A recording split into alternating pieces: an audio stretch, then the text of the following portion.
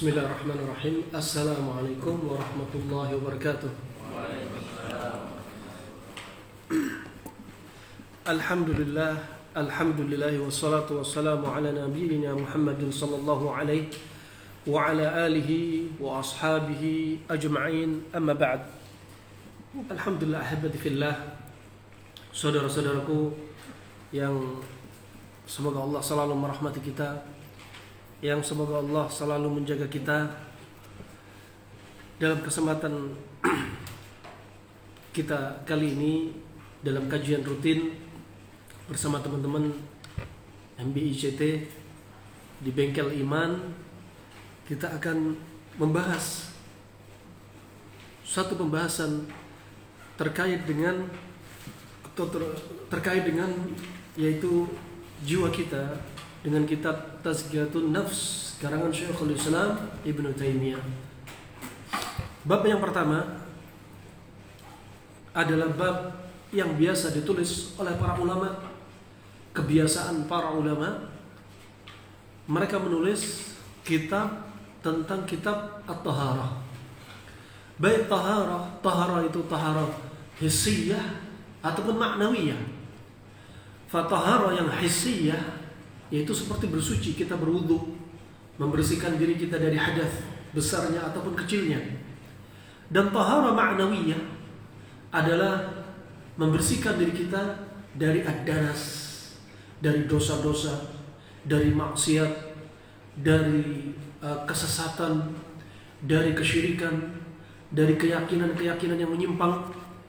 Dan ini sangat dibutuhkan untuk kita, untuk kaum muslimin, ya, yang walaupun kitab ini dibahas berulang-ulang, bab ini dibahas berulang-ulang, tetap kita membutuhkan. Ya, karena apa? Untuk menjaga diri kita dari kotoran hati. Definisi niat sudah kita sebutkan bahwasanya arti niat maknanya secara bahasa adalah al-qasd, yaitu maksud. Ya, Anda bermaksud, Anda berniat, atau iradah, yaitu kehendak. Dan niat ini sudah disebutkan bahkan oleh Nabi SAW, innamal a'malu binniyat. Sesungguhnya amalan itu tergantung pada niat. Amalan tergantung pada niat. Dan masuk dalam bab niat banyak sekali babnya, membawai sekian banyak. Dan hadis ini termasuk hadis yang dikategorikan jawami'ul kalam, hadis yang pendek tapi masuk ke lini manapun juga, kesekian banyak bab. Kemudian rahimahumullah jami'an, sudah kita sebutkan dalil-dalil tentang ikhlas dan dalil-dalil yang berkaitan dengan ikhlas, ya, di antaranya firman Allah, wa ma umiru illa liya'budullaha mukhlishina lahuddin. Pada mereka hanya diperintah untuk menyembah Allah dengan ikhlas, mentaatinya semata-mata karena menjalankan agama ini. Allah juga berfirman, ya, fa'budillaha mukhlishan lahuddin, ala lillahi dinul khalis. Maka sembahlah Allah dengan tulus ikhlas beragama kepadanya. Ingatlah, hanya milik Allah agama yang murni ini. Murni dari apa? Murni dari kesyirikan. Murni dari kesyirikan. Kemudian rahimahumullah jami'an, pada kesempatan kali ini antum lihat pada halaman yang ke-44, kita akan membahas di mana letaknya niat. Di mana letaknya niat? Ini adalah pembahasan yang menjadi masalah kontemporer, di mana banyak kaum muslimin yang kadang mereka terjatuh kesalahan dalam hal niat ini. Kesalahan dalam hal niat. Berkata Syekhul Islam Ibnu Taimiyah rahimahullah ta'ala bahwasanya, ya, sepakat para ulama, niat itu tempatnya di dalam hati. Niat itu tempatnya di dalam hati.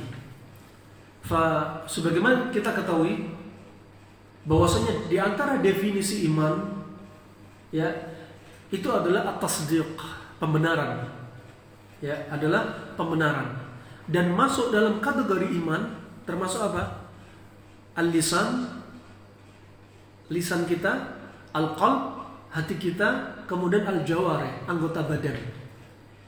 Ini tiga-tiga ini nggak boleh apa? Dilepaskan dari tiga rangkaian ini.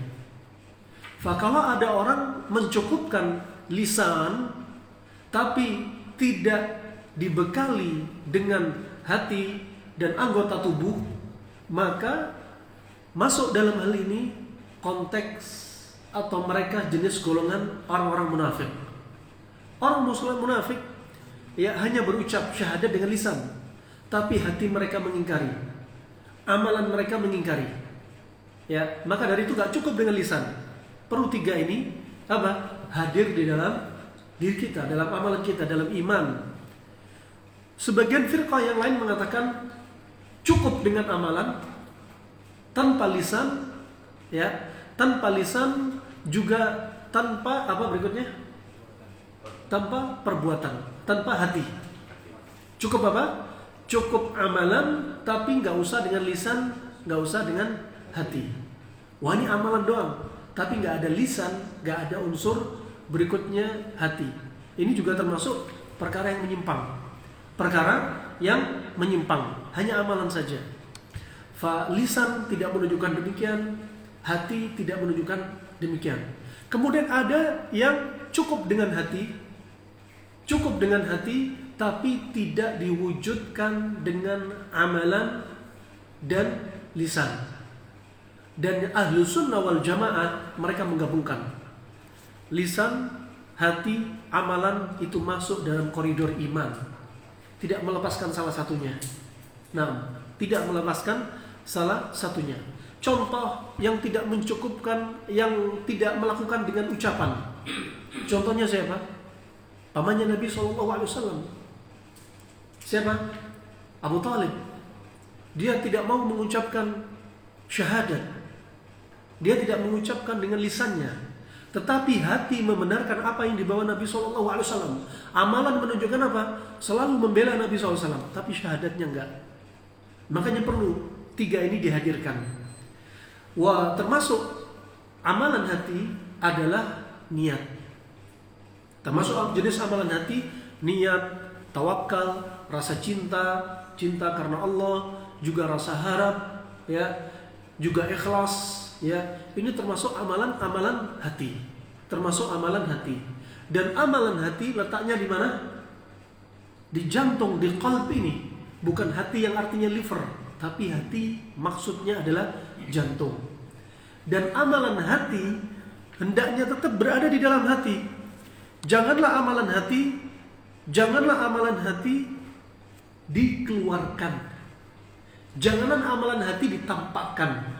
Khawatir apa yang harus disembunyikan dari hati kemudian ditampakkan, khawatir akan merubah menjadi riya, menjadi syirik al-asghar. Dan riya tidak selamanya dia syirik asghar, syirik kecil. Akan ada saatnya riya menjadi syirik besar. Contoh gambarannya ketika seseorang memamerkan sholatnya indah, ya, di tengah-tengah sholat dia, maka ini syirik, termasuk riya, syirik kecil. Dan sekali lagi Allah tidak menerima amalan yang teracuni.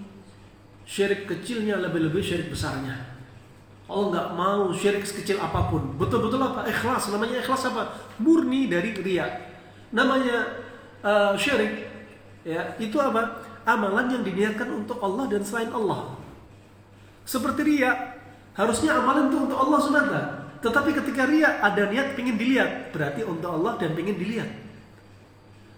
Atau sum'ah, ingin didengar, untuk Allah dan ingin didengar. Maka ini apa? Menjadi amalan riya, pembatal amalan tersebut. Nah, seperti infak, sedekah, dilakukan padanya apa? Ingin ditampakkan sum'ah. Ya, akan tetapi syirik kecil berupa riya ini akan menjadi syirik besar tatkala apa? Yaqa'u fi aslin niyyah. tatkala hal ini terjadi pada asalnya amalan, asal muasal ibadah, yaitu apa? Niat. Seperti apa contoh? Ketika tadi kita bahas, ketika di tengah-tengah sholat tiba-tiba dia ingin riya, ya.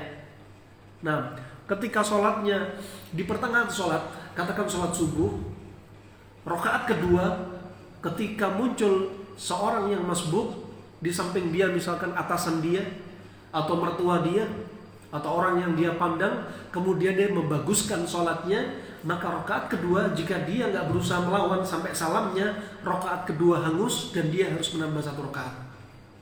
Nah, tetapi kalau dia berusaha melawan, maka apa?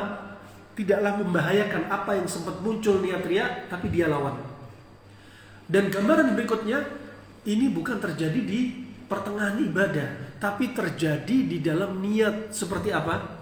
Sebelum takbiratul ihram, dia sudah punya niat ingin membaguskan sholatnya. Allahu Akbar. Maka sejak saat itu syiriknya bukan syirik kecil lagi, tapi berubah menjadi syirik besar dari riya tersebut. Rahimahumullah jami'an, amalan di hati tetap jaga di hati, jangan ditampakkan. Ya, khawatir apa yang di dalam hati kalau ditampakkan, dilafatkan, maka apa? Akan berubah menjadi riya. Sebagaimana disebutkan Syekh Shalih Al-Fauzan hafizahullah taala. Kemudian rahimahumullah, ulama sepakat bahwasanya niat ini tempatnya di dalam hati. Jika seseorang telah berniat di dalam hati dan tidak melafatkannya dengan lisan, maka niatnya sudah sah. Gak ada niat ya yang dilafatkan, tapi cukup dalam hati, sudah sah. Sebagian pengikut madhab Asy-Syafi'i menyebutkan salah satu ucapan Imam Syafi'i, bahwasanya beliau menyebutkan perbedaan antara sholat dan ihram, yaitu niat sholat dan niat ketika ihram. Antum haji dan umrah, ya, ketika haji dan umrah, ya, di sana disebutkan perbedaannya. Yakni sholat dimulai dengan ucapan. Ya. Kemudian sebagian orang keliru dalam memahami apa yang diucapkan oleh Imam Syafi'i. Ucapan di sini maksudnya Imam Syafi'i itu bukan talaffuz bin niyat, bukan melafadzkan niat. Berarti siapa yang gagal faham? Yang gagal faham adalah para pengikut Imam Syafi'i. Padahal Imam Syafi'i nggak mengatakan melafadzkan niat, tapi mereka yang gagal faham mengartikan ucapan tersebut dengan niat. Padahal maksudnya Imam Syafi'i, ucapan tersebut adalah takbiratul ihram, Allahu Akbar. Itu maksudnya Imam Syafi'i. Tapi mereka menafsirkan ucapan di sini adalah niat. Ya. Ini rahimahumullah jami'an. Lalu sebagian orang yang keliru dalam memahami apa yang diucapkan oleh Imam Syafi'i dan menyangka bahwa yang dimaksud adalah melafadzkan niat, padahal yang dimaksud adalah takbiratul ihram. Berhenti sampai di sini, kita akan bahas di antara yang perlu diluruskan dari ucapan mereka yang mengatakan hukumnya atau pentingnya apa? Melafadzkan niat menurut mereka. Ada hal yang perlu diluruskan. Yang pertama, mereka sama sekali tidak bisa mendatangkan hadis satupun juga tentang melafadzkan niat. Satu. Ini termasuk apa? Perkara yang perlu diluruskan bagi mereka yang mengatakan wajibnya melafadzkan niat atau sunnahnya melafadzkan niat. Ya, yang pertama apa? Mereka nggak ada dalil satupun yang datang dari hadis, satupun juga nggak ada. Ya, mereka hanya menjadikan dalil labbaik Allahumma hajjan au umrah. Ketika antum haji atau umrah, labbaik Allahumma hajjan au umrah. Ini sebenarnya bukan niat untuk haji dan umrah. Ini bukan niat haji dan umrah. Ya. Ini yang perlu diluruskan. Jadi ini bukan dalil untuk melafazkan niat. Labbaik Allahumma labbaik Allahumma hajjan atau umratan, itu bukan dalil untuk melafazkan niat. Salah kalau ini dijadikan dalil. Karena ini labbaik Allahumma hajjan atau umratan itu bukan niat, tapi apa? Itu merupakan talbiyah. Talbiyah dalam ihram, ya, yang merupakan talbiyah dalam ihram, dan itu bukan niat. Bukanlah niat. Dan labbaik, artinya labbaik adalah jawaban, ya. Jawaban bagi apa? Yang memanggil. Siapa yang memanggil kita untuk haji, umrah? Allah Subhanahu wa taala. Makanya kita jawab labbaik Allah. Kita jawab, kita penuhi panggilan Allah Subhanahu wa taala. Nah, maka ini bukanlah niat. Kemudian yang perlu diluruskan yang kedua, bahwasanya seandainya yang paling baik adalah dengan melafadzkan niat, kenapa mereka tidak merutinkan pelafatan niat tersebut? Ya, pelafatan niat tersebut kenapa nggak dirutinkan? Dan kenapa tidak semua amalan pakai niat? Sholat pakai niat, ya, nawaitu usolli rakaataini, ya, nawaitu usolli fardhu subhi rakaataini, ya. Kemudian apa berikutnya? Mustaqbilan kiblat. Terus tambah lagi mukhlishan lillah, gitu kan ya? Ikhlas itu nggak perlu diucapin, ya. Ikhlas nggak perlu diucapin.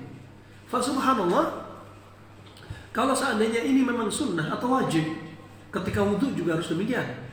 Nawaitu, ya, terus dihafalin.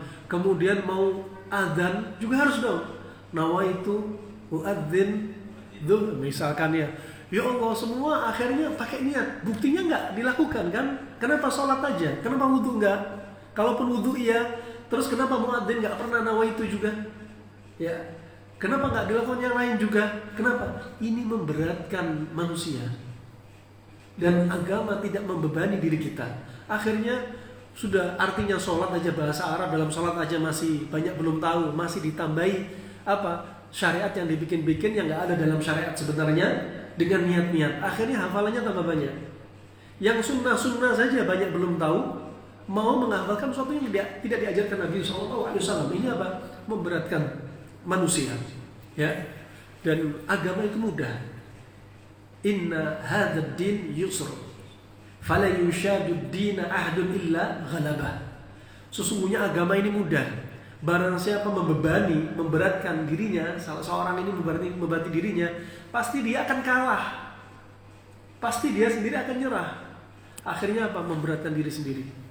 Ya, subhanallah, di daerah Sumatera ada acara kalau habis ada orang meninggal, ya, ada acara selamatan yang minimal uang yang disediakan harus 50-100 juta. Ya, sampai ada yang utang-utang. Siapa yang utang? Keluarganya, anak-anaknya. Berhutang karena apa? Karena kematian bapak ibunya. Untuk apa? Untuk ini acara yang sangat mahal, bagi-bagi duit yang hadir di acara tersebut. Akhirnya memberatkan. Agama ini mudah. Seandainya ada orang yang membebani di diri mereka sendiri, pasti mereka akan nyerah, kalah, nggak akan bisa. Maka yang mudah jangan dibikin sulit. Yang mudah jangan dibikin sulit. Kemudian dan perlu difahami, wasyak la yu'aridu al-yaqin, bahwasanya perkara yang meragukan itu nggak akan bisa mengalahkan yakin. Dan dalil-dalil mereka ini itu meragukan. Bahkan nggak ada dalil satupun. Itu pun yang dipakai apa? Hanya dalilnya talbiyah. Dan itu sebenarnya bukan niat. Maka yang meragukan tidaklah bisa mengalahkan sesuatu yang yakin. Yang yakin bahwasanya apa? Niat itu di dalam hati. Ya.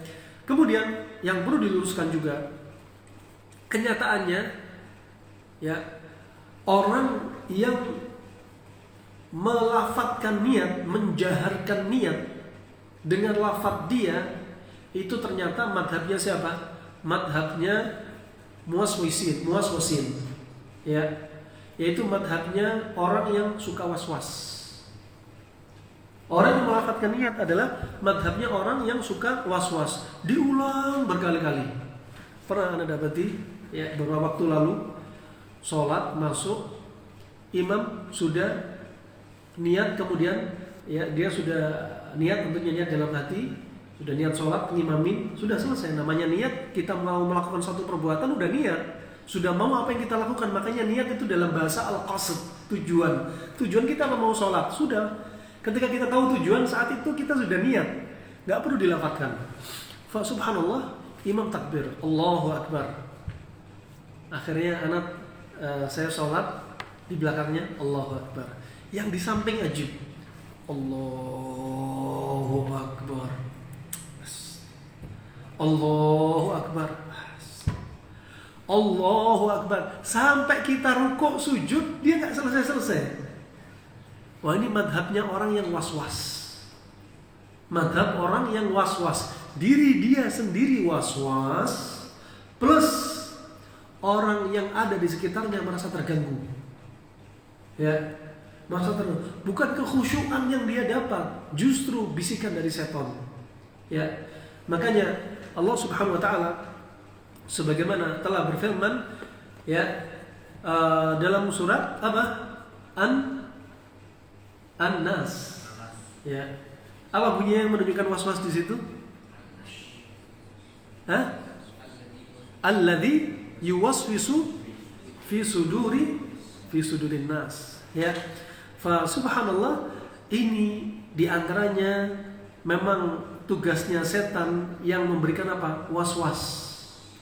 Di mana? Di hatinya manusia. Mereka memberikan was-was di hatinya manusia. Ya. Makanya di antara obat was-was, dzikir pagi petang. Antum baca Al-Ikhlas 3 kali, Al-Falaq 3 kali, An-Nas 3 kali.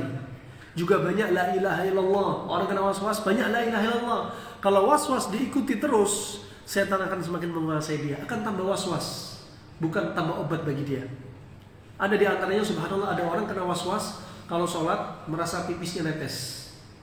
Terus dia ikuti was-was, akan ditambah parah sama setan.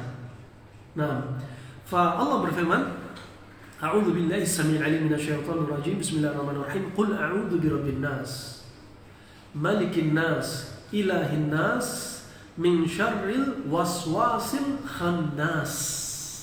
Coba bayangin. Min syarril waswasil khannas, dari kejelekan waswas dan al-khannas. Dari kejelekan waswas dan al-khannas. Fa inna rahmanakumullah jami'an, di antaranya, ya, dia melakukan waswas dan khannas. Melakukan waswas dan khannas. Kapan orang itu lalai, kapan orang itu giat ibadah, diserang sama setan. Lalai diserang, lagi giat ibadah juga diserang. Alladzi yuwaswisu fi sudurin nas. Dia inilah yang apa? Memberikan waswas di hati manusia. Dan orang yang suka melafadzkan niat, suka dibikin was-was. Nggak mantap. Kurang khusyuk. Demikian seterusnya. Apa? Dibikin dia ragu, dibikin dia nggak yakin, nggak bisa yakin. Nah, kemudian yang berikutnya, mereka sebagaimana kita sebutkan dari kalam Syekhul Islam, bahwasanya mereka salah dalam memahami ucapan Imam Syafi'i. Ya, yang katanya Imam Syafi'i, "Walaisa kas-shalah wala tasihhu illa bin nutq." Ini ucapan teksnya Imam Syafi'i. Teks ucapan Imam Syafi'i yang disalahpahami oleh para pengikutnya. Bagaimana ucapannya? Walaisa kas-shalah, ya. Walaisa tas-shalah la tasih illa bin nutq. Dan seperti pada sholat, tidaklah seperti pada sholat, yang mana sholat itu gak sah kecuali dengan nutuk. Nutuk itu apa? Ucapan. Ya. Dan nutuk di sini diartikan oleh para pengikut Imam Syafi'i dengan apa? Dengan apa tadi? Talaffuz bin niyat. Melafadzkan niat. Padahal maksudnya nutuk di sini adalah apa? takbiratul ihram.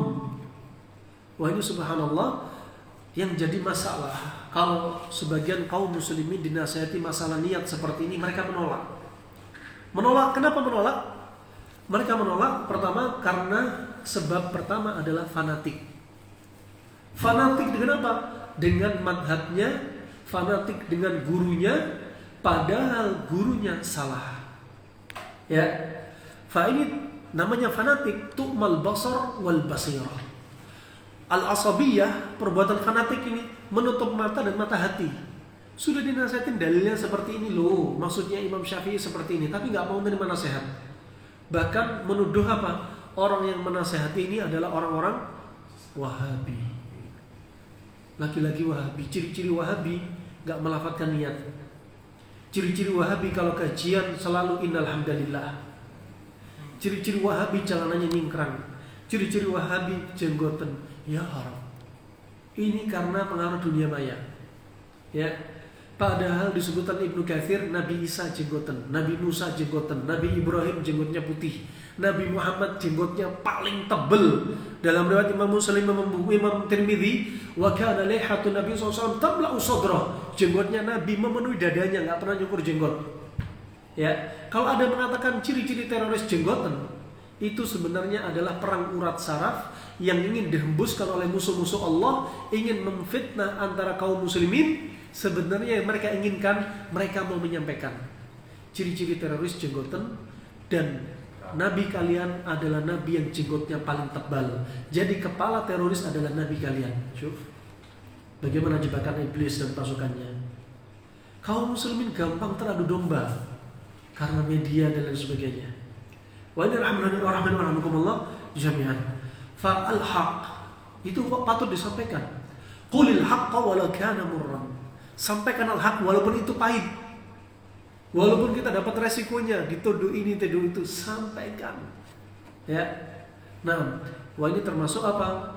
Propaganda yang dilancarkan oleh musuh-musuh Allah untuk menuduh orang-orang yang berpenampilan sunnah dengan teroris. Padahal teroris hanya berapa gelintir. Dari Sabang sampai Merauke mungkin pihak polisi sudah tahu siapa aja jadi teroris, namanya sudah lengkap. Tapi mereka memanfaatkan, mencomot istilah yang sedikit digunakan untuk istilah yang banyak. Mereka yang penampilannya hampir sama dicomot, dipasang dengan orang-orang pelaku sunnah. Nah, pertama, orang yang menolak nasihat sebabnya karena apa tadi? Fanatik, asabiyah. Yang kedua, sebabnya kenapa? Sombong, kibr. Karena definisi sombong disebutkan Nabi SAW, batarul haq wa ghamdun nas. Definisi sombong adalah menolak al-haq dan merendahkan manusia. Apa itu al-haq? Al-yaqin. Apa itu al-yaqin? Qala Allah wa qala Rasulullah sallallahu alaihi wasallam. Barang siapa menolak penjelasan yang datang dari Allah dan Rasulnya, cukup dia dikatakan sombong. Dia menolak nasihat dikatakan sombong. Padahal nasihat ini apa? Dari Allah dan Rasulnya sallallahu alaihi wasallam. Bukan hanya sombong itu artinya petentang-petenteng, merendahkan manusia, bukan. Tapi juga dalam satu ini apa? Sombong dalam perkara menolak nasihat dari Allah dan Rasulnya sallallahu alaihi wasallam, al-haq. Kemudian rahmatullah ini, ya, jadi antum sampaikan kepada kaum muslimin ini loh, ada beberapa hal yang perlu diluruskan, ya, dari kesalahpahaman apa yang difahami oleh mereka. Makanya kalau sholat, lihatlah sholat ala Nabi. Nabi sendiri telah bersabda, "Shallu kama ra'aitumuni usalli." Sholatlah Anda sebagaimana aku sholat. Ini kata Nabi SAW. Apakah ada sahabat yang datang dalam riwayat Nabi melafadzkan niat? Seandainya Imam Syafi'i betul mengatakan melafadzkan niat itu wajib, apakah kita harus mengikuti Imam Syafi'i padahal Nabi tidak mengajarkan? Enggak. Nah, Imam Syafi'i aja tidak kayak gitu. Imam Syafi'i nggak mengatakan melafadzkan niat. Hanya maksudnya nutuk di sini adalah takbiratul ihram, bukan niat. Seandainya memang Imam Syafi'i menyimpang, Imam Syafi'i sendiri berlepas diri dari pengikutnya yang fanatik. Ya, apa kata Imam Syafi'i? Law wajadtumuni min qawli yukhalifu al-Qur'an wa sunnah fadrib ilal ha'id. Seandainya Anda mendapati ucapan saya menyelisih Al-Quran dan Sunnah, lempar ke dinding. Ini kata Imam Syafi'i. Dia nggak mengajarkan fanatik terhadap pendapatnya. Begitu kata Imam Syafi'i, Abu Hanifah, Imam Malik, dan yang selainnya mengatakan kalau ditanya, idza sa'alta an madhabi,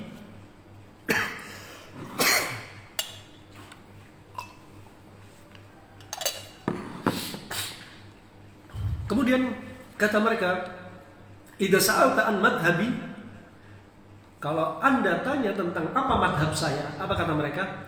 Idza sahhal hadits fa huwa madhabi. Kalau ada hadits yang sahih, maka itu madhabku. Maka madhab kita adalah hadits yang sahih. Itu bimbingan para ulama salaf. Bukan karena madhab kita ini dan itu, benderanya ini dan itu, ya. Akhirnya apa? Kullu hizbin bima ladaihim farihun. Setiap golongan berbangga dengan golongannya sendiri, sehingga gampang berpecah, ya. Gampang diadu domba. Makanya kita nggak boleh fanatik, ya, nggak boleh fanatik. Sallu kama ra'aitumuni usalli. Abu Bakar As-Siddiq, kenapa dijuluki As-Siddiq? Karena dia memang orang yang pertama kali membenarkan apa yang datang dari Nabi. Selama orang-orang belum membenarkan, dia orang yang pertama kali membenarkan, ya. Dan ada Siddiqah bintu Siddiq, yaitu Aisyah radhiyallahu anha. Dan demikian Abu Bakar Siddiq, ketika orang belum percaya tentang Isra dan Mi'raj Nabi SAW dilakukan begitu cepat, orang pada tidak percaya, Abu Bakar Siddiq orang yang pertama kali percaya. Makanya dijuluki Siddiq. Dan dia orang yang paling dekat dengan Nabi. Dan dia subhanallah wafat, ya, setelah Nabi SAW wafat, dipegang khalifah kekhilafahan oleh Abu Bakar As-Siddiq. Abu Bakar meninggal tahun umur 63, Rasulullah meninggal umur 63, Abu Bakar umur 63, Umar juga umur 63. Di dunia mereka bersahabat dekat sekali. Di alam kubur, subhanallah, di kuburan ketika dimakamkan Rasulullah, Abu Bakar dan Umar. Dan subhanallah mereka orang yang paling tahu, paling dekat dengan Nabi SAW. Seandainya Nabi pakai lafaz, tentunya orang yang pertama kali melafazkan niat adalah Abu Bakar As-Siddiq, adalah Umar bin Khattab, dan yang seterusnya dan seterusnya. Nah, ini rahman wa rahmakumullah jami'an. Salatlah sebagaimana kalian melihat aku salat. Itu kata Nabi SAW. Makanya harus tahu sifat salat Nabi. Gak ada hadis satupun sifat salat Nabi yang menunjukkan melafadzkan niat, menjaharkan niat. Gak ada. Wala lafadz sir, wala jahr, gak ada dalam bimbingan Nabi SAW. Cukup niat di dalam hati, gak perlu sir dari lisan atau jahar dengan lisan. Barakallahu fikum. Kemudian niat itu mengikuti apa yang telah diketahui, ya. Yaitu juga seseorang setelah mengetahui apa yang hendak dilakukannya, maka secara otomatis dia telah berniat. Makanya dinamakan niat secara bahasa al-qasd, tujuan. Kalau kita mengetahui sesuatu, tujuan kita ingin melakukan hal ini dan hal itu, maka itu sudah dikatakan niat. Seperti orang yang disuguhi makanan, jika ia telah mengetahui bahwa ia hendak memakannya, berarti ia telah melakukan niat. Saya mau makan, ya sudah niat, ya, walaupun ini bukan asalnya urusan ibadah. Kemudian demikian pada halnya ketika seseorang hendak menaiki kendaraan atau yang lainnya, bahkan jika seandainya manusia dibebani untuk melaksanakan pekerjaan dengan tanpa niat, maka berarti mereka telah dibebani dengan sesuatu yang mereka tidak mampu melakukannya. Karena jika seseorang mengerjakan sesuatu perbuatan baik yang bersifat syar'i maupun bukan syar'i, maka ia telah terlebih dahulu mengetahuinya dalam hati. Mau ini urusan dunia, urusan agama, kalau dia tahu, dia sudah niat.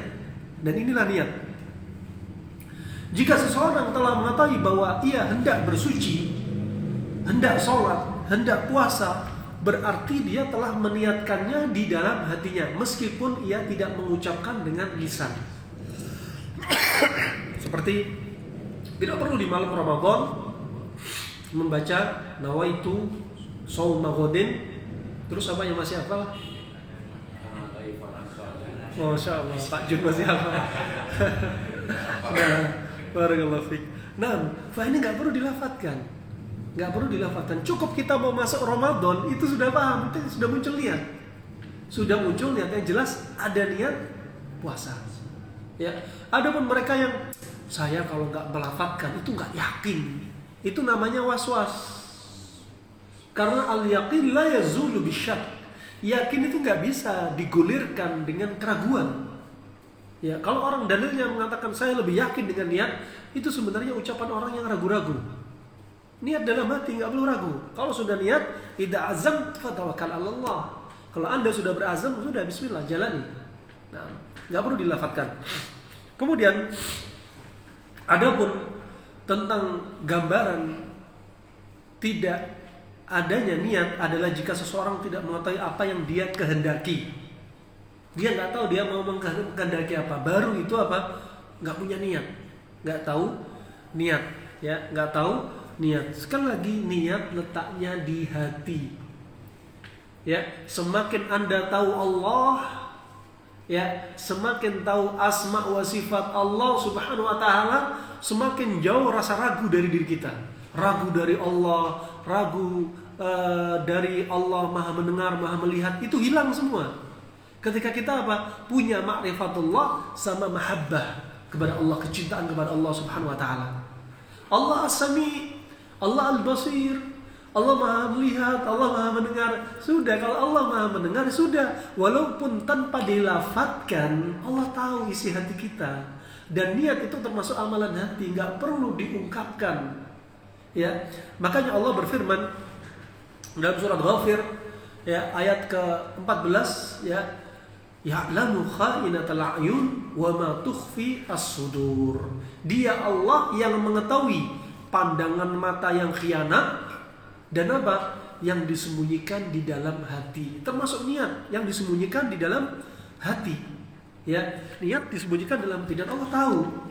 Gak perlu kita membelek hatinya, ingin tahu apa isi hatinya, nggak perlu. Ya, innallaha la yanzuru ila ajsadikum wala ila amwalikum, walakin yanzur ila a'malikum wa ila apa? Ila a'malikum wa ila qulubikum. Ya, Allah itu nggak melihat penampilan kita, Allah nggak melihat harta kita. Yang dilihat oleh Allah Subhanahu wa taala apa? Amalan kita dan hati kita, itu dilihat oleh Allah Subhanahu wa taala. Nah, fa ya rahmanallah jami'an. Fa sekali lagi niat di dalam hati, maka enggak perlu ditampakkan. Enggak perlu ditampakkan. Berikutnya, seperti seandainya ada seseorang yang tidak mengetahui apa yang dia kehendaki, maka berarti dia enggak berniat. Contoh, jika ia hendak mengajar orang lain berwudu, maka ia tidak perlu berniat untuk berwudu. Contoh, ini ada orang lagi kajian, ada yang pengajarnya mengajari wudu, ini caranya wudu seperti ini. Dia kan niatnya bukan niat apa? Bukan niat berwudu, tapi niat dia apa? Mengajarkan kepada orang. Kalau dia nggak berniat berwudu, dia kalau mau sholat berarti wudu yang tadi dia ajarkan berarti nggak sah dong, karena niatnya hanya ngajarin orang. Kecuali kalau dia niatnya ngajarin orang sekaligus dia memang niat untuk wudu beneran untuk diri dia sendiri, maka tidak mengapa, maka sah. Nah, bisa dipahami? Antum ngajari anak istri antum berwudu, ngajari, hanya niat ngajarin saja, tapi antum nggak punya niat untuk wudu untuk diri antum, maka hakikatnya antum belum berwudu karena nggak ada niat. Ya, karena nggak ada niat. Tapi kalau antum mengajari sekaligus antum niat untuk wudhu diri antum sendiri, maka yang demikian sah. Yang demikian sah. Barakallahu fikum. Bisa difahami gambarannya? Nah, barakallahu fikum. Wah, ini jadi bahan untuk dakwah antum. Orang talafut bin niat, mengucapkan niat, jelaskan yang perlu diluruskan apa? 1, 2, 3. Itu penting. Bekal nih. Bekal antum untuk berdakwah amar ma'ruf wa nahy 'anil munkar. Nah, kemudian alhamdulillah, berikutnya sekarang terkait bagaimana tentang menggabungkan niat. Kadang niat bisa apa? Kita kombinasi, ya kita gabung. Contoh, sunnahnya di pagi hari Jumat, sunnah yang enak apa? Apa? Hah? Mendatangi istri yang halal. Ya. Kalau yang jomblo, cepat cari istri berarti. Ini sunnah enak kok. Sunnah itu enak, indah wallah. Ya. Agama itu juga mudah. Wah subhanallah, di hari Jumat antum mendatangi istri antum. Segala itu sudah hari Jumat diwajibkan bagi orang yang mau sholat Jumat untuk mandi apa? Mandi janabah. Hukumnya wajib. Ya. Terus mandi janabah wajib, mandi besar di hari Jumat juga. Ketika dua ibadah yang satu tingkat, satu level, maka boleh digabungkan. Dua atau lebih. Ya. Adapun jika tidak selevel, maka nggak boleh. Ibadah yang ibadah fardu tapi diqadha digabungkan dengan yang lain, nggak boleh. Ya. Atau ibadah wajib dengan sunnah, nggak boleh. Yang boleh wajib ketemu wajib, sunnah ketemu sunnah. Contoh, tadi mandi janabah habis hubungan intim wajib. Mandi Jumat untuk orang laki-laki yang hendak sholat Jumat wajib. Antum menggabungkan dua niat hanya satu amalan. Hanya satu amalan. Juga gambaran yang lainnya contoh. Misalkan sebagian orang sulit menjalankan sunnahnya puasa Ayyamul Bid 13, 14, 15 Hijriah. Susah. Boleh antum gabungkan dengan puasa Senin Kemis. Gak mengapa. Jadi puasa Ayyamul Bid bisa dilakukan 13, 14, 15, itu yang terbaik. Kalau nggak bisa setiap 10 hari awal, 10 hari kedua, 10 hari ketiga. Bisa kapanpun saja antum melakukan, silahkan. Berarti bagi yang milih pendapat ketiga, kapanpun saja bisa digabungkan dengan puasa Senin Kemis. Ini pendapatnya diantaranya Imam Asy-Syafi'i. Ya, pendapat Imam Asy-Syafi'i ya, juga termasuk Ibnu Rajab ya, ini diperbolehkan. Contoh pula ketika misal antum sholat tahiyatul masjid dengan sholat sunnah 2 rakaat rawatib. Ada yang berpendapat sholat tahiyatul masjid wajib, sholat rawatib sunnah, sehingga nggak boleh digabungkan. Ada yang berpendapat seperti pendapat Syekh Muqbil rahimahullah, boleh digabungkan. Terlebih apa? Ketika kita nggak punya banyak waktu. Nggak mungkin sholat tahiyatul masjid dulu kemudian sholat rawatib, keburu iqamah.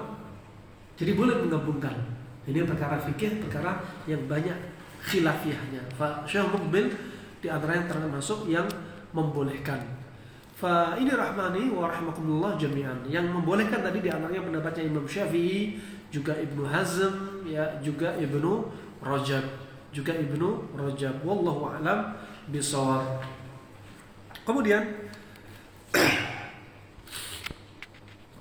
kalau terjadi misalkan ada perkara dia melafadzkan sesuatu sementara di dalam hatinya sesuatu yang lain. Dia melafadzkan sesuatu di hatinya tapi sesuatu yang lain, berbeda dengan lafadz apa yang dilafadzkannya. Maka yang dianggap sah adalah apa yang diniatkan oleh hatinya, bukannya dilafadzkan. Ini ada kasus misalkan dia melafadzkan nawaitu, katakan nawaitu, dia melakukan nawaitu, dia meniatkan suatu ibadah yang lain. Ya, katakan contoh dia nawaitu usolinya sholat duha misalnya. Ya, sholat duha. Lafadznya sholat duha, tapi niatnya sholat tahiyatul masjid. Maka apa? Maka yang dianggap adalah yang niat apa lafadz? Yang niat. Yang dianggap adalah yang niat. Nah, yang dianggap adalah yang niat karena syahidnya, intinya yang dimaukan adalah hatinya. Ya, hatinya. Amal qalbiyah, ya. Ini termasuk apa? Yang dianggap. Kemudian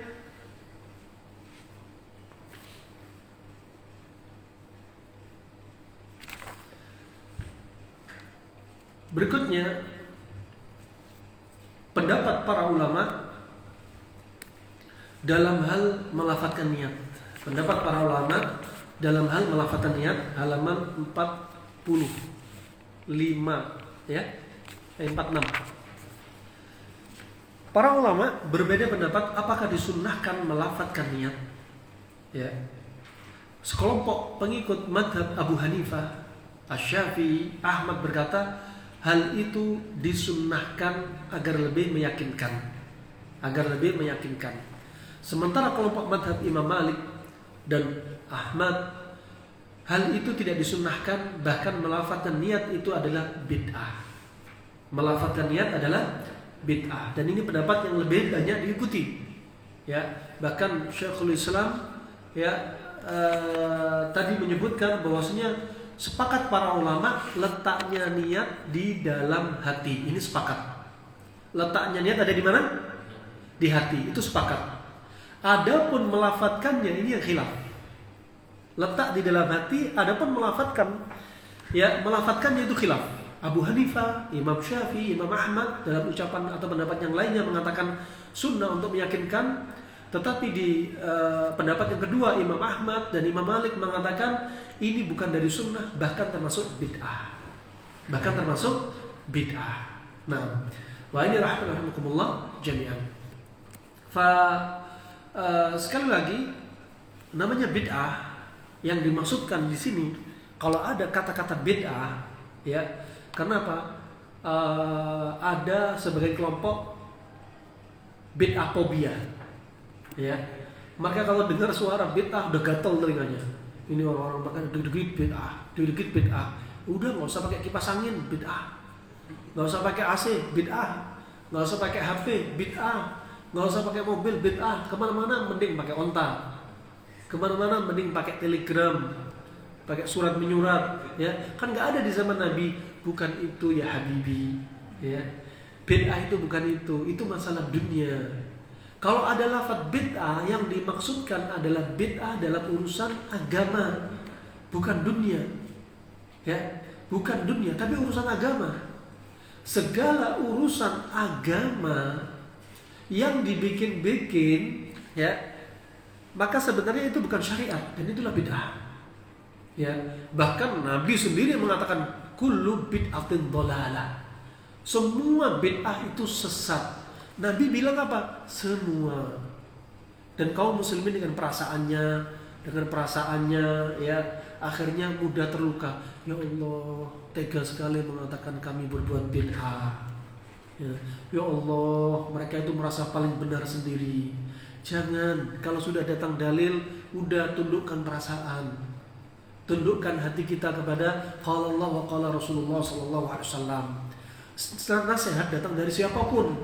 Mau nasihat datang dari anak kecil, nasihat datang dari orang tua, nasihat datang dari pemimpin, nasihat datang dari teman kita, dari orang tua kita, orang tua dinasihati anaknya. Semua kalau namanya qala Allah qala Rasulullah sudah sami'na wa ata'na.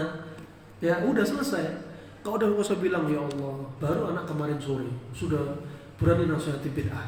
Bukan, intinya al-haq, bukan anak kemarin sore. Intinya al-haq, kalau al-haq sampai, udah sami'na wa ata'na. Nabi mengatakan kullu bid'atin dhalalah. Semua bid'ah itu apa? Sesat. Semua Nabi katakan. Kalau semua bid'ah itu sesat, berarti apa? Enggak ada bid'ah hasanah. Enggak ada namanya bid'ah yang baik. Sesat kok dibilang baik. Ya. Sesat, ya sesat. Ya. Fa ini rahmanakumullah. Nabi SAW ya menjadikan syariat agama ini itu ada aturannya. Sallu kama ra'aitumuni usolli, salatlah sebagaimana saya salat, kata Nabi.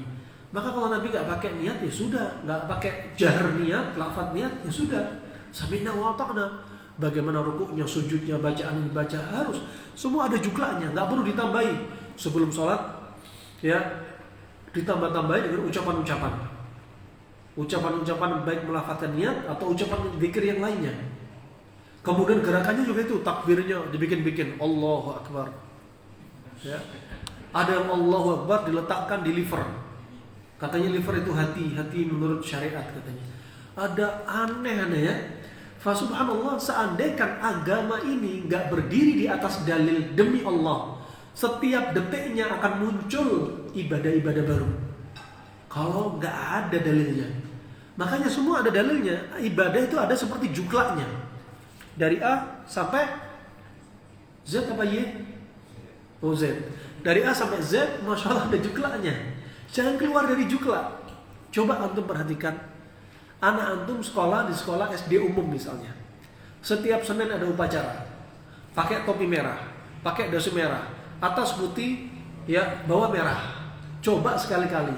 Anak antum berangkat sekolah suruh pakai topi koboi. Ya, bajunya baju bak sakera.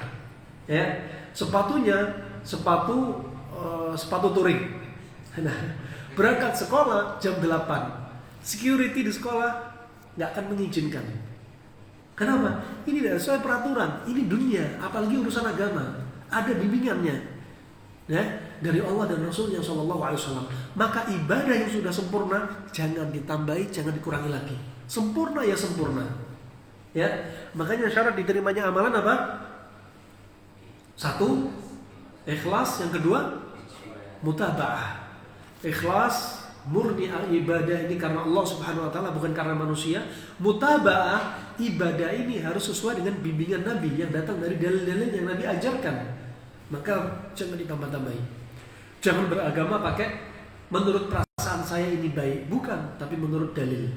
Nah, ini rahmani wa rahmakumullah jami'an. Kemudian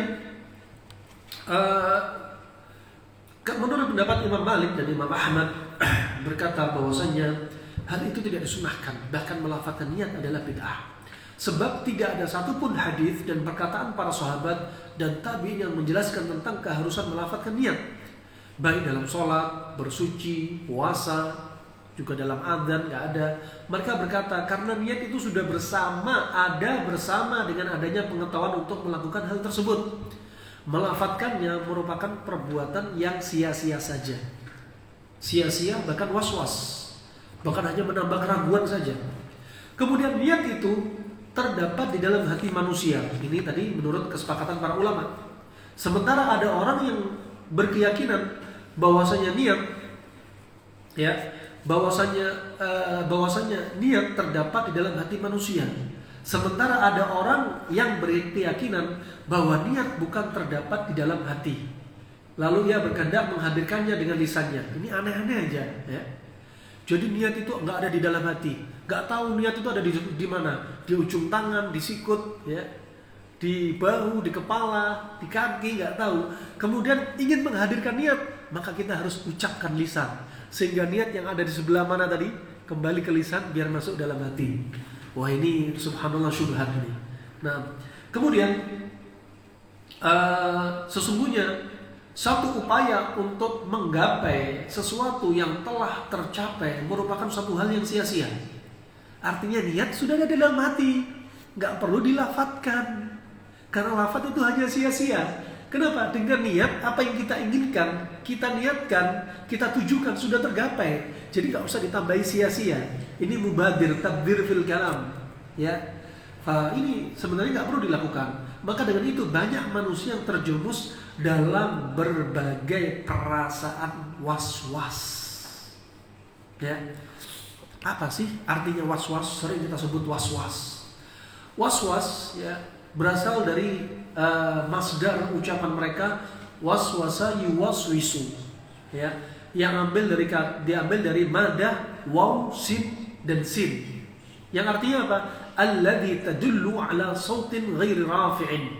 Yang menunjukkan apa? Suara yang apa? Enggak keras. Was-was itu seperti ada yang bisikin hati bahwasanya ini seperti ini akan terjadi ini dan itu. Padahal itu hanya bisikan. Dan seringnya dari mana? Dari syaitan. Ya.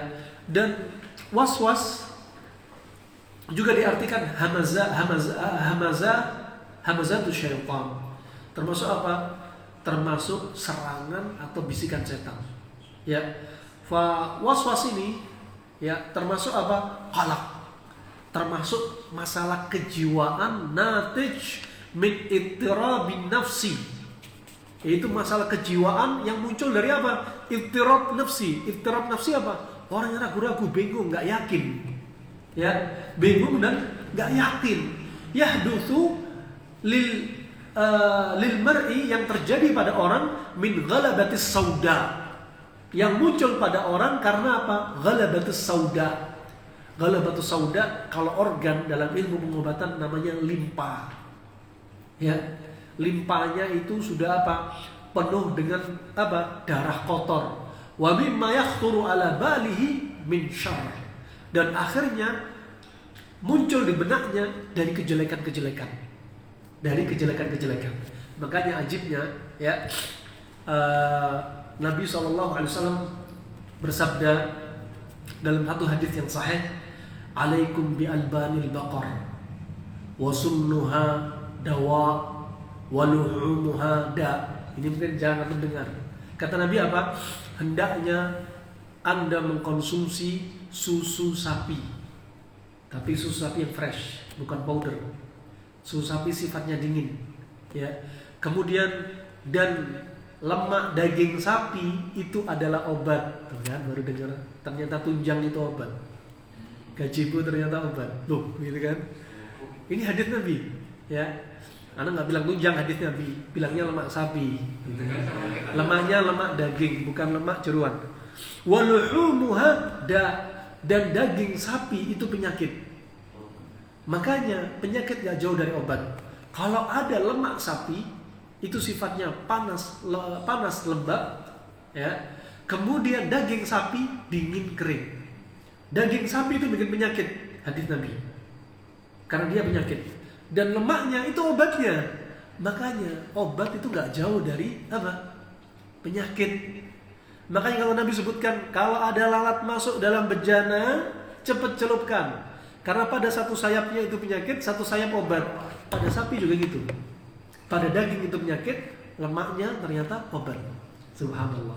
Makanya kalau makan daging sapi sama, kalau makan steak sama, kalau makan bakso sama, gajinya, lemaknya.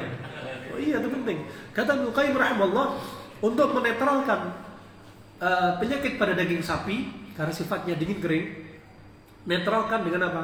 Dimakan dengan jahe, merica dan bawang putih. Ini bukan dari Nabi, tapi dari Ibnu Qayyim. Ya, dan kata Ibnu Qayyim, sifat daging sapi itu dingin kering. Daging sapi dengan sifat dingin kering akan menyebabkan was-was. Syuf, ajib. Karena apa? Mempengaruhi limpa, bikin dari kotor, bikin was-was. Coba ajib. Pembahasannya saling seperti gayung bersambut, nyambung. Ya. Dan daging sapi ini menyebabkan diantaranya apa? Darah kotor, menyebabkan kanker, menyebabkan kaki gajah dan benjolan-benjolan dalam tubuh. Itu hati-hati. Makanya kalau antum konsumsi produk olahan sapi, nih sampaikan kepada istri antum. Hadis Nabi kayak gini, para ulama klasik kayak gini. Ternyata daging sapi juga bikin masalah psikis, apa? Was-was. Coba ajib. Kemudian rahman wa rahmakumullah jami'an.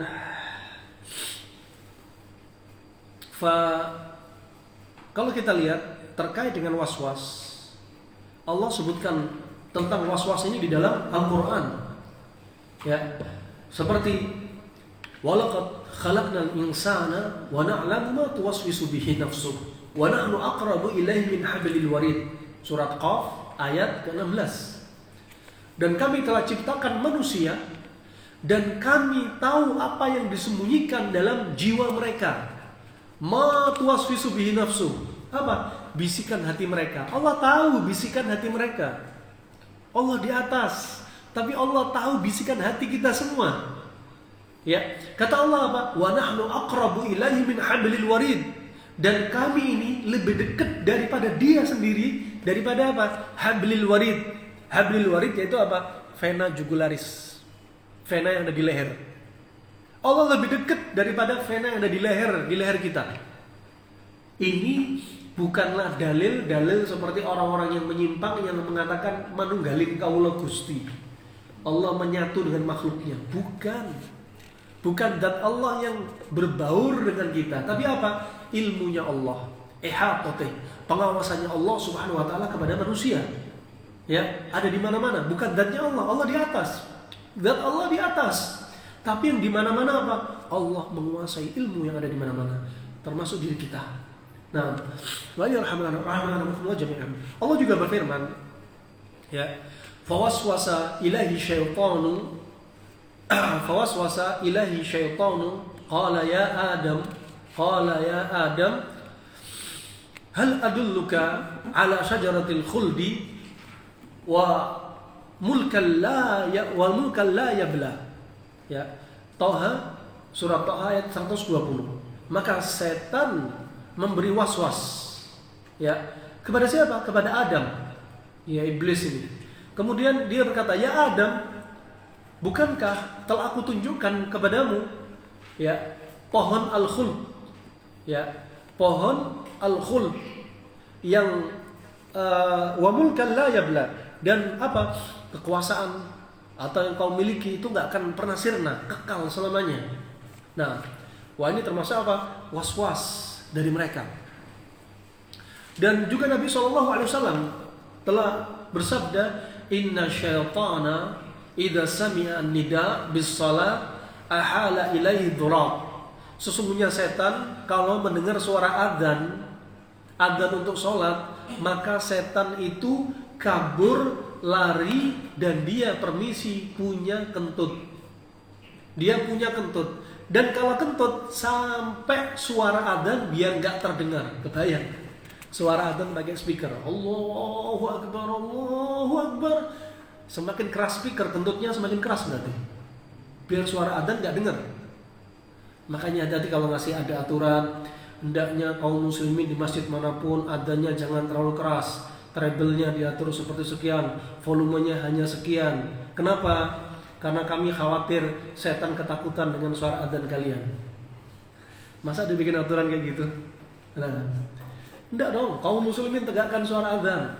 Enggak perlu pakai treble-treble tertentu. Ini enggak mengganggu, ini panggilan adzan. Bukan mengusik urusan Anda, tapi Anda yang harus apa? Datang ke masjid memenuhi panggilan adzan.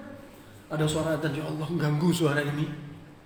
Ya, suara ini ganggu, ya Allah, mending dengar suara musik daripada lantunan adzan. Wah, ini hati-hati yang penuh dengan kenifakan. Nah, jinnya gelisah. Sampai kata Syekh Sulaiman Ar-Ruhaili hafizahullah taala, sebaiknya kalau ada suara adzan, Anda jangan beranjak ke toilet. Anda jangan beranjak ke tempat-tempat kaburnya setan. Kenapa? Setan sedang sembunyi, kumpul di sana.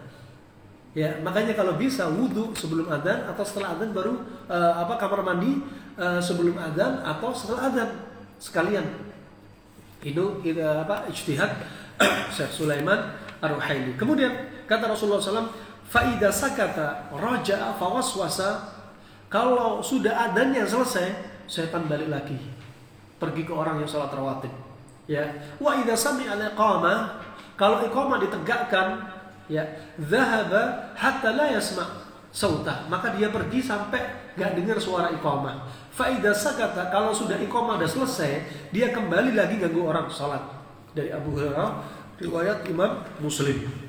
Juga hadis yang lainnya, Nabi SAW bersabda, innallaha tajawaza li ummati, ya, bima yuwaswisu aw haddatha bima waswasat aw haddathat bihi anfusuha ma lam ya'mal bihi aw takallam. Ya, hadis riwayat Imam Bukhari. Kata Nabi SAW, sesungguhnya Allah mengampuni umatku. Sesungguhnya Allah mengampuni umatku yang di hatinya ada bisikan pada dirinya, pada jiwanya, tetapi apa? Gak diamalkan dan belum bicara. Contoh, antum lagi puasa, niat puasa Ramadan, wajib. Siang hari gak boleh antum makan-makan, ya. Dan ada bisikan, ya Allah enaknya kalau makan makanan kuliner di sini. Masih bisikan di dalam hati, ya. Bisikan tersebut Allah ampuni. Ya, selama apa? Antum nggak betul-betul makan, atau antum ngomong, aku mau makan, gitu.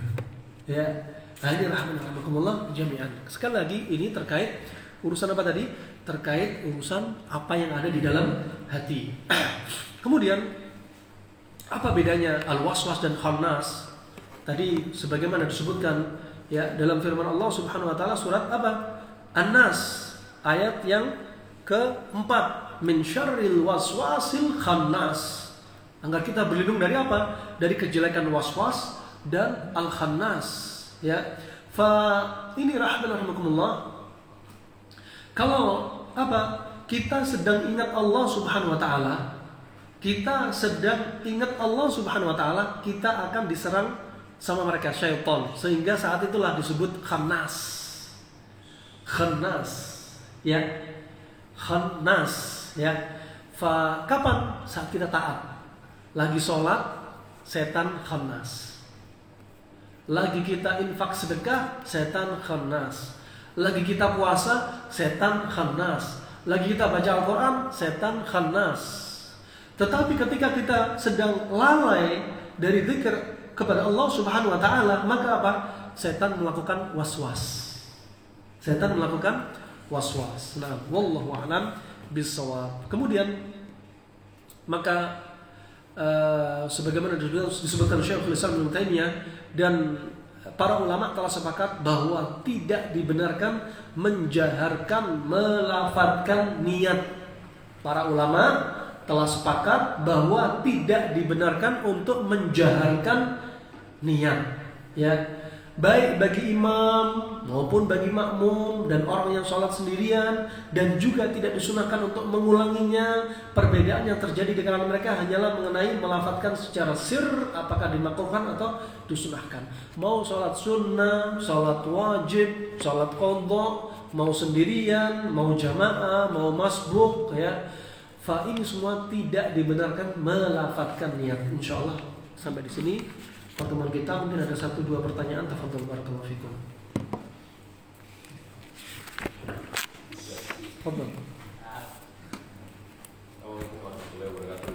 Waalaikumsalam warahmatullahi wabarakatuh. Terkait dengan itu memang kami dulunya sering, bahkan sampai sekarang, dan ini yang terjadi di daerah kami, terutama di Jawa Timur. Memang waktu itu juga saya tanyakan, intinya gini, ketika mungkin kalau pas jamaah di salah satu masjid di mana gitu yang masih tradisional, mungkin ketika akan memulai sholat itu ada bacaan itu anas itu kan gitu, biasanya gitu.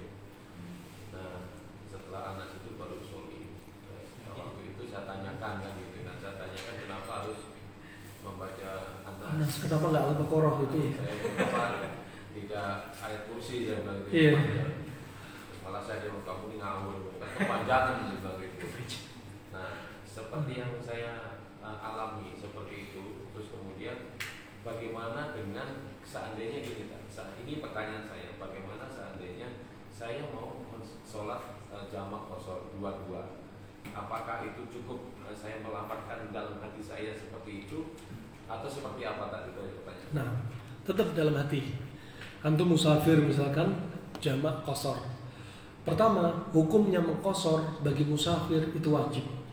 Musafir jangan dibayangkan kita naik mobil doang.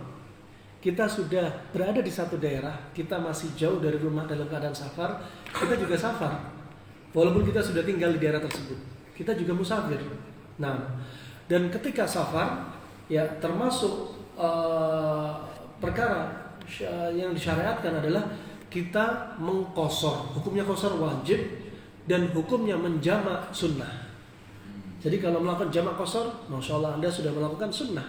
Makanya Islam itu indah, sangat mudah. Coba kalau orang nggak paham tentang syariat jamak qashar, ya sholatnya akhirnya ya panjang dalam keadaan safar, dia memberatkan diri sendiri, padahal dikasih rahmat sama Allah, kasih keringanan oleh Allah Subhanahu Wa Taala. Niatnya bagaimana? Sudah langsung niat dalam hati, ya menjamak qashar zuhur sama asar. Jamak qashar hanya pada sholat yang 4 rakaat. Zuhur, asar, dan isya. Nggak ada ceritanya sholat subuh di jamak qashar 1 rakaat subuhnya. Maghribnya 1,5, nggak ada. Jadi apa? Zuhur, asar. Kalau maghrib sama isya 3 dan 2 contohnya. Ini ya dua-dua cukup apa? Niat dalam hati, nggak perlu melafadzkan nawaitu usolli al-jam' qasran misalkan, nggak ada. Ya, nah barakallahu fiikum, sangat mudah sekali. Nah, tafadhol. Kemudian tanbih, sebagaimana dikatakan di beberapa masyayikh, kalau kita turun di satu daerah yang daerah itu jauh dari sunnah, ya, kita misalkan tinggal sedang ziarah atau silaturahmi ke keluarga kita, keluarga kita betul-betul nggak tahu sunnah, dan kita musafir. Kalau antum sholat di rumah terus 2 rakaat, lama-lama fitnah. Maka lebih baik antum sholat bersama mukim, ya, mendengar jawaban adzan, datang sholat, dan menjauhkan fitnah dari kaum muslimin yang belum paham tentang ilmunya. Nah, barakallahu fikum insyaallah. Baik. Assalamualaikum warahmatullahi wabarakatuh. Waalaikumsalam. Ada 2 hal zakat sebenarnya, Ustaz. Yang pertama itu zakat fitrah.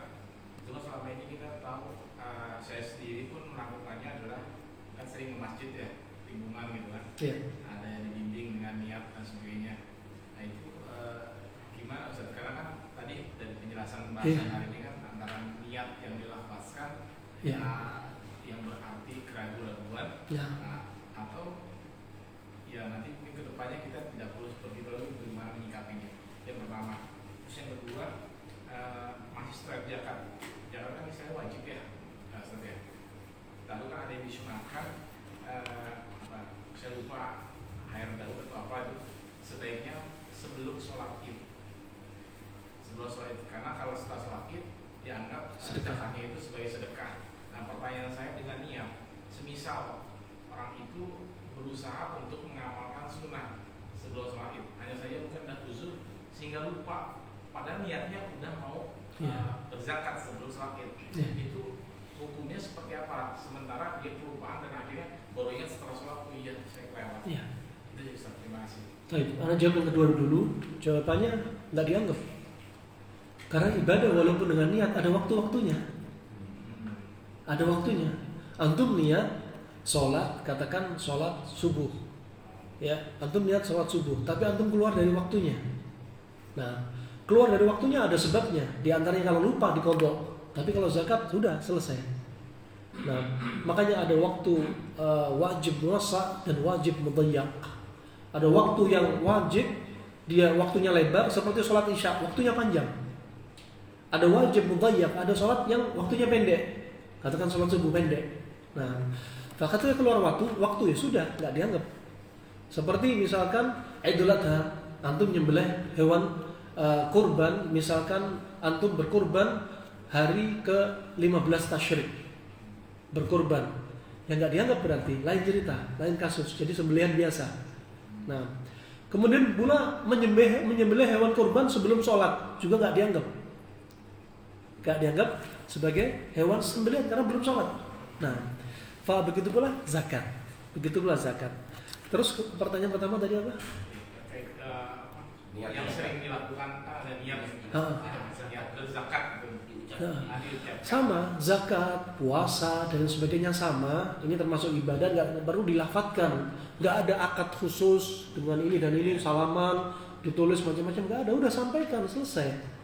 Nah, dan ibadah itu ada ibadah yang perlu ditampakkan, bahkan bisa wajib nampak, dan ada ibadah yang disembunyikan. Seperti sholat rawatib, Nabi bersabda apa? Ya, afdalu sholatil mar' fi baitih ilal maktubah. Sebaik-baik sholatnya seseorang adalah di rumahnya, kecuali sholat apa? Nah, antum sholat tahajud di rumah kan, bukan di masjid. Sholat rawatib di rumah, ya, nggak ditampakkan, nggak tahu orang, nggak harus pamer sholat rawatib pamer. Ketika sholat wajib di mana? Nah, harus ketahuan orang. Saya takut riak mau sholat 5 waktu di masjid. Saya sholatnya di rumah aja lah, di kamar menyendirian. Tinggal di hutan sana, bikin masjid sendiri. Nah, apa? Ada yang ditambahkan seperti apa? Infak sedekah. Hukum asalnya apa? Disembunyiin nggak? Disembunyiin sampai tangan kanannya. Kalau infak sedekah, tangan kirinya nggak tahu coba. Subhanallah, saking rahasianya. Tapi kalau antum zakat, ya zakat fitr harus ditampakkan kan? Sudah zakat apa belum? Sampaikan belum kepada orangnya amil zakatnya, kan orang pada tahu. Nah, itu. Ada amalan yang memang nampak, ada amalan yang disembunyikan. Insyaallah gitu ya. Cukup insyaallah karena waktu, karena ada kajian berikutnya di Masjid Al-Ukhuwah. Ya, jazakumullah khair juga untuk antum, juga Pak Jun sebagai tuan rumah. Semoga Allah jaga antum semua. Semoga Allah jadikan keberkahan pada harta antum, waktu antum, ya, dan semoga Allah jadikan kita tetap istiqamah hingga meninggal dalam keadaan kita bersyahadat dan mengucapkan la ilaha illallah, dan semoga Allah berikan petunjuk kepada para pemimpin kita dengan sebaik-baik petunjuk. Semoga Allah hancurkan orang-orang yang punya makar di negeri ini, dan semoga Allah jadikan kita orang-orang yang aman di negeri kita sendiri. Amin ya rabbal alamin. Wabillahi taufiq wal hidayah. Subhanakallahumma wa bihamdika asyhadu an la ilaha illa anta astaghfiruka wa atubu ilaik. Wassalamualaikum warahmatullahi wabarakatuh.